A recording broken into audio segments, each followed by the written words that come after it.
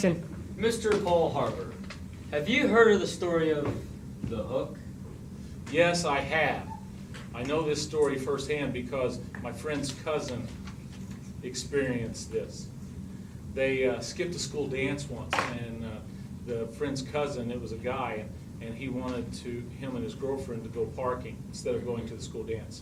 So the girl agreed, and they went down this old country road and found this place out in the middle of nowhere to park and to make out.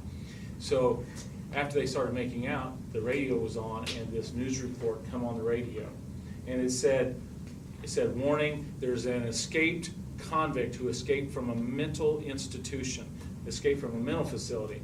It said he was a serial killer, and they had a hook for a hand, and that if you saw him, to call 911, that people should go home and lock their doors and stuff and call 911 if you see anything suspicious.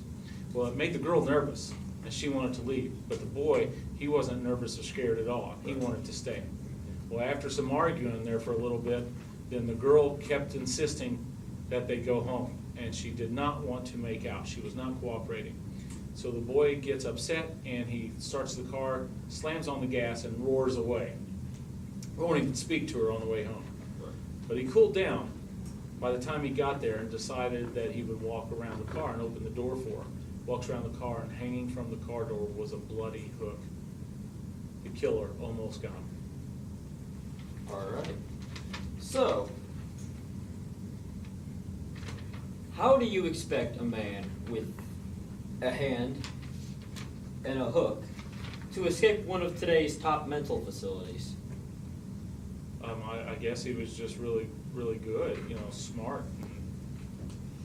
So you think he could escape the cell that has the steel wall, right, or steel door, escape the cell, get past the security cameras, and scale a 20-foot cinder block wall with barbed wire at the top? You believe that could happen? I don't know. I believe the story, but I can't say I'm sure that could happen. Right, so unless he's Spider-Man, he can't climb the wall and make it. Yes, I agree. All right. If you would, Attorney Rendon, I can't hear Yes. you very well. Would you mind standing closer to me? Sure, no problem. Thank you.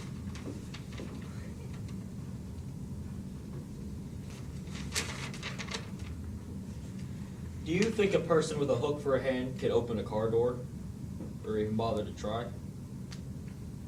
I think it would be difficult, but I think it could be done depending on if it was just a lift handle or a push button. A push button, no, but a lift handle, maybe. All right. Where we coming from? Do you know where and when the story took place? I think it happened 2 years ago around St. Louis, Missouri. All right. Or maybe it was right here in Indianapolis. I don't remember, but it was 2 years ago. Okay, 2 years ago. And you say your cousin's friend's friend told you this story, correct? My friend told me the story. Okay. My friend's cousin told him the story. All right. Now. So I heard it from a friend of a friend. Gotcha. So when stories get switched around from person to person, don't you think it could possibly get switched up and changed every time it's been told? It's possible.